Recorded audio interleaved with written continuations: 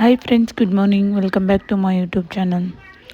ಇವತ್ತು ದಿಶುಗೆ ಹುಷಾರಿರಲಿಲ್ಲ, ಹಾಗಾಗಿ ಸ್ಕೂಲ್ ಕಳಿಸ್ಲಿಲ್ಲ.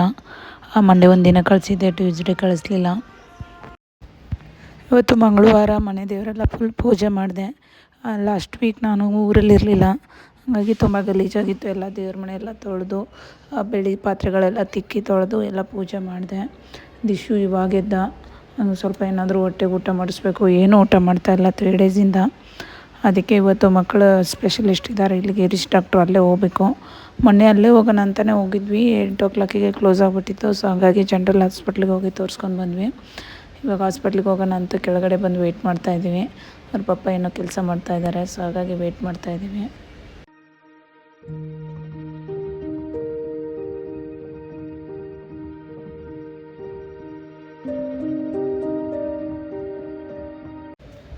ಗಿರೀಶ್ ಡಾಕ್ಟ್ರ್ ಅಂತ ಇವರು ಮಕ್ಕಳ ಕ್ಲಿನಿಕ್ ಅಷ್ಟೇ ಇರೋದಿಲ್ಲಿ.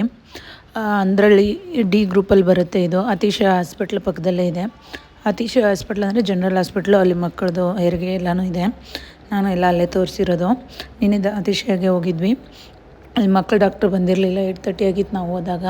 ಸೊ ಹಾಗಾಗಿ ಜನರಲ್ ಡಾಕ್ಟ್ರಿಗೆ ತೋರಿಸಿದ್ವಿ. ಇವಾಗ ಮಕ್ಕಳ ಡಾಕ್ಟ್ರ್ ಹತ್ರ ಬಂದಿದ್ದೀವಿ. ಸ್ವಲ್ಪ ವಾಮಿಟಿಂಗ್ ಇದೆ, ಅದು ಎಲ್ಲ ತೋರಿಸ್ಕೊಂಡು ಮಾತ್ರೆ ಎಲ್ಲ ತೊಗೊಂಡು ಬಂದ್ವಿ.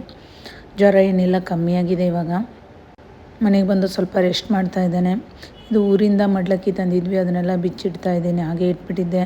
ಬಂದಾಗಿಂದ ಬ್ಯುಸಿನೇ ಇದ್ದೆ. ಪಾಪಗೆ ಬೇರೆ ಹುಷಾರಿರಲಿಲ್ಲ.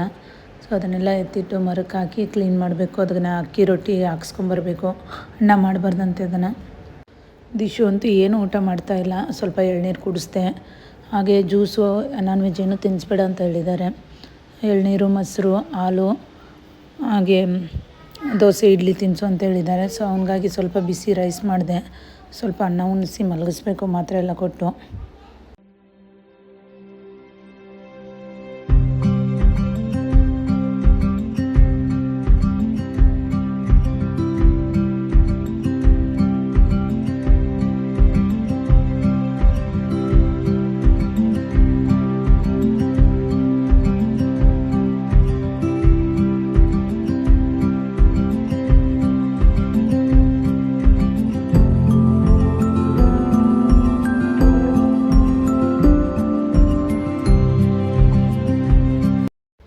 ಸ್ವಲ್ಪ ಹೊತ್ತು ಮಲಗಿದ್ರು ಮಕ್ಕಳು. ನಾನು ಮತ್ತು ನಿನ್ನೆ ಹಸಿ ಅವರೆಕಾಳು ಸಾರು ಮಾಡಿದ್ದೆ. ಹುಳಿ ಸಾರು ಇನ್ನೂ ಇದೆ, ಅದು ಬೇಡ ಉಪ್ಪು ಸಾರು ಮಾಡು ಅಂದರು. ಮತ್ತು ಯಜಮಾನ್ರಿಗೋಸ್ಕರ ಸ್ವಲ್ಪ ಕಾಳೆಲ್ಲ ಸುಲಿದು ಕೊಟ್ಟರು ನಮ್ಮ ಮಾವ. ಸೊಪ್ಪು ತಂದಿದ್ವಿ ಅವ್ರ ಅಕ್ಕ ಊರಿಂದ. ಸೊಪ್ಪು ಅಕ್ಕಿ ಸ್ವಲ್ಪ ಕಾಳು ಪಲ್ಯ ಮಾಡ್ತಾಯಿದ್ದೀನಿ. ಸಾಂಬಾರು ಅದೇ ಇದೆ.